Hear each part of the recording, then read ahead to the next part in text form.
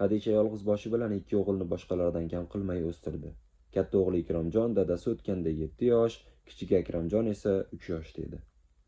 Hadicha erining yillarini o'tkazar-o'tkazmas unga og'iz soladiganlar ko'payib ketdi.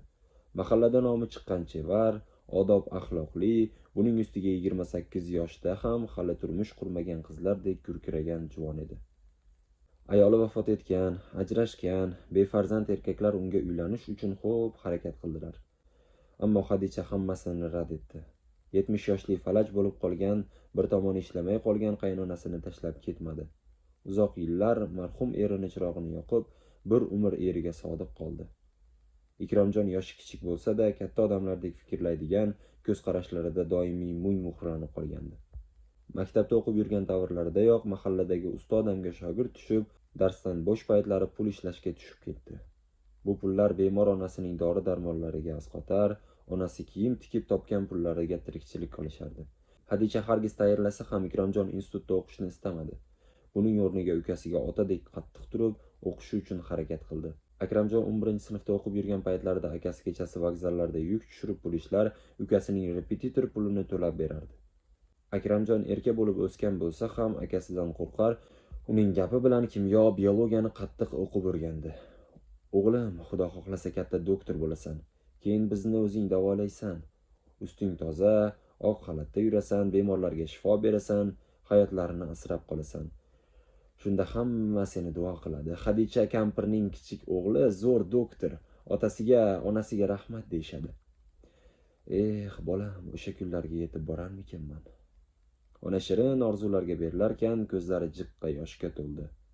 Onajon, yig'lamang, hali katta doktor bo'lsam, shahardan uy olib ko'chib ketamiz. Kichkina qishloqda menga ish yo'q-da, derdi o'g'li. Hech qayoqqa ketmaymiz, rad etardi katta o'g'il. Shu yerda dadamni, enamni va otamni uyda yashaymiz. Har oqshom ularning haqqiga tilovat qilamiz. Hadicha mehri yeb, Ikromjonning boshini silar, farzandlarim aqlli, shukrona keltirardi ona. Hovlimiz katta, narigi chekkasida Ikromjonga imorat ko'taramiz, ikkalangiz ham yonimda bo'lasizlar. Kichik o'g'li maktabni bitirib, davlat imtihonlarini topshirib bo'lgan kuni Ikromjonni uylashdi. Kelin bo'lmish Farida Ikromjonning ustozi Furqat ustaning jiyani edi. Oqsariqdan kelgan Farida juda ham chiroyli kelin bo'ldi.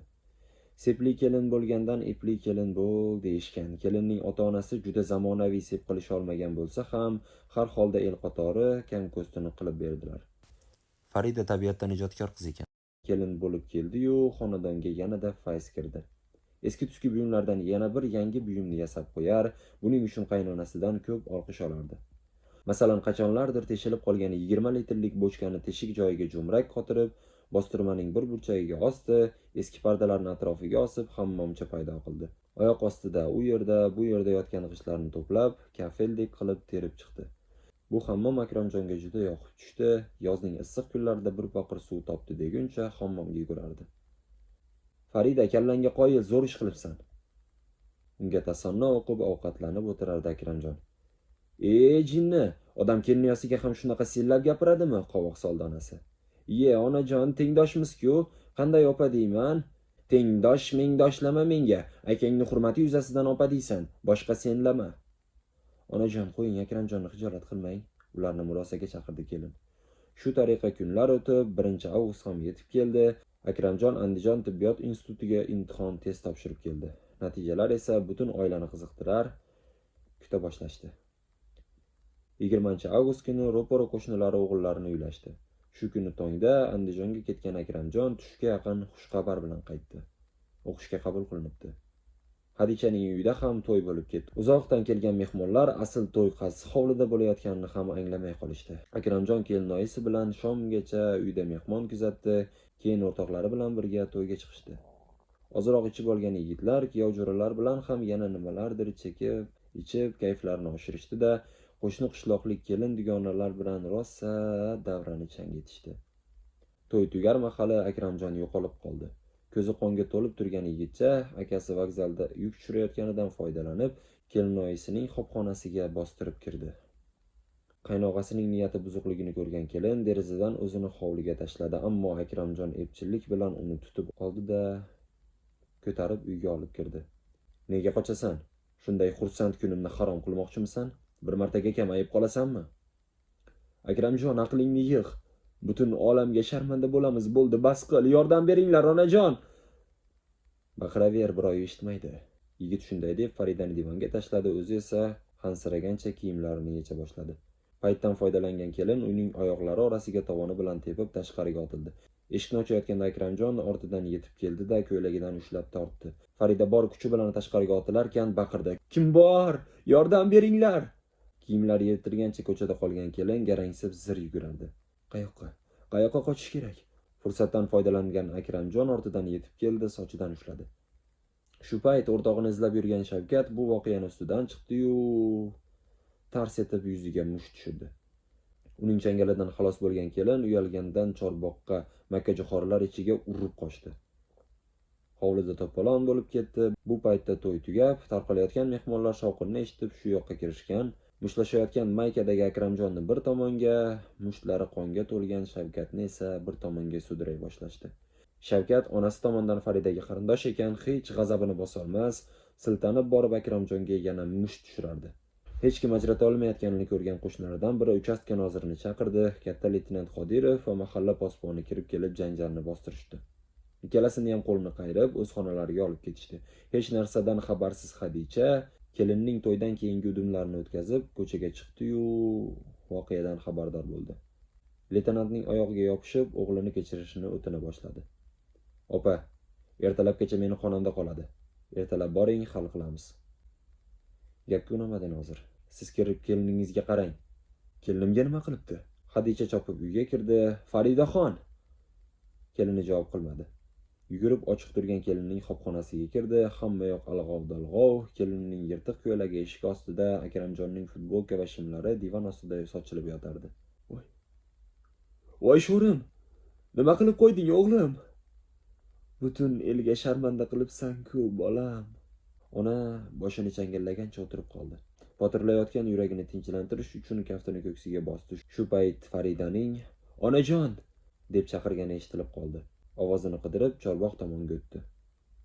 "Qizim, qayerdasiz? Onajon, menga ko'ylagimni olib chiqing iltimos." Samira makkajo'xori ichida yig'lab turardi.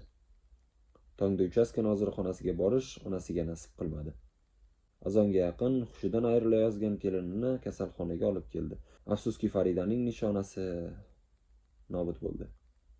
Akramjonning ishi bardamlab, ishi sudgacha bordi. Ikramjon shu paytgacha onasining ko'ziga tik qaramagan, bu safar onasining aytganini qilmadi. Ukasini kechira olmadi. Akramjonga qamoq muddati berilgan kun shomda Xadicha Ikramjon bilan jiddiy gaplashib oldi. "O'g'lim, tog'ang bilan gaplashdim. Unikiga ko'chib o'tinglar. Sizlar bilan qanday qilib yashayman, sharmanda bo'ldik. Ukang ham xor bo'ldi. Kechirsang bo'lardi, qamalish shartmidi? Bunaqalarni u yoqda itni kuniga solisharmish. Onajon, sizni tashlab ketmaymiz. Har kim peshonada borini ko'radi. Ko'rib, bilib turibsiz-ku, Akramjon uchun nimalar qilmadim. Shumi oqibat. Odamning ishimi bu? Ammo shunday bo'lsa ham men uchastka noziriga da'vo yozmadim. Shavkatni yozganiga qarshilik ham qilmadim. Bolam, yo'q dema, balki yana birga yashab ketarmiz. Hozircha ko'zimdan nariroq yur. Ozroq uzoq yashanglar." Ertalab ko'chlarni yig'ishtirayotgan Ikramjon onasining bir kechada 10 yilga qarib ketganini ko'rib oyoqlarini quchdi. "Onajon, meni haydamang. Mayli, keliningiz ozroq uylarda yashab turadi, ammo men sizni tashlab ketmayman." "Ketinglar." Ona shunday deb gapini qisqa qildi. Ona aytgan ozroq muddat 5 yilga cho'zildi. Kunduzi goh Farida, goh Ikramjon kelib onasidan xabar olib ketar, ammo ko'chib kelishlariga rozi bo'lmasdi. Onaning ko'nglida bir gap aylanib tinchlik bermasdi. Bir kun Akramjon qaytib kelsa, janjal bo'lishi tayin. Yo'q, yaxshisi Ikramjonning ro'zg'ori bo'lak bo'lgani ma'qul. Baribir qachondir ajralib chiqishlari kerak-ku. Shu sabab alohida bo'lib ketisha qolsin. 6-yili ona og'ir betob bo'lib qoldi. Shu bois 6-yil onasi og'ir betob bo'lib qoldi. Shu bo'yi sog'aymay jon berdi. Ikramjon marakalarni o'tkazib yurgan kezlari mahalla raisi uni bir chetga tortdi. "O'g'lim, kechir, mendan xato ketibdi. 1-2 yil avval ukang o'lgani, jasadini olib ketishlari haqida turmadan chaqiruv qog'ozi keluvdi. Onang kasalmand, yuragini ushlab qolmasin deb ayta olmagandim.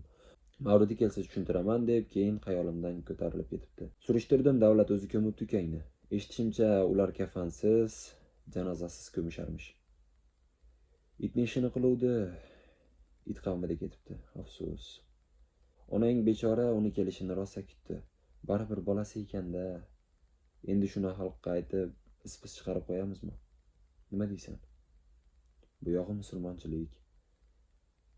Xo'p, oqsoqol. Siz aytgancha bo'lsin. Xulosa o'zingizdan sizlar bilan Muhammad Yusuf Odil bo'ldi.